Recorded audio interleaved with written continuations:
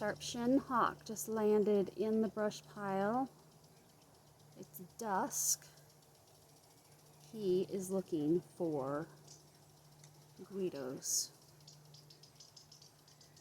And you hear the Guidos calling. And they're talking. There's the alarm call. Alone. This is nature. This is part of it. He's got every right to eat here the way the Guides do.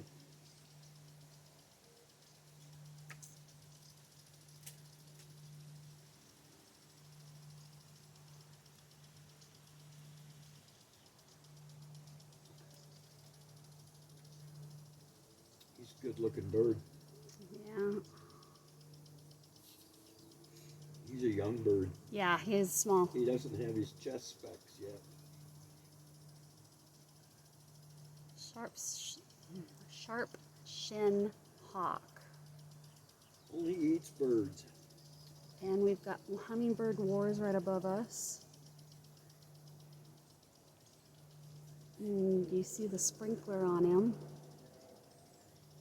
We've got company over getting to experience all this at dusk tonight. Yeah.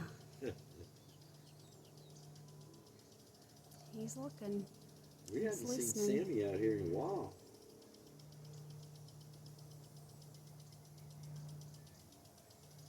He'll sit there patiently.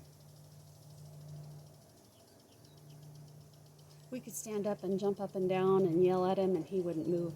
I could put my shoes on and walk over and get within 5 feet, 6 feet of him. Easily. Before he would do anything. Now, with him being a juvenile, I don't know. One day there was a mom and 2 juveniles up in this tree. And I walked up on the deck and looked up at him and yelled and waved my arms to get him to leave. We had a yard full of gweeds and robins, and there he goes. Right over our head. Yep. What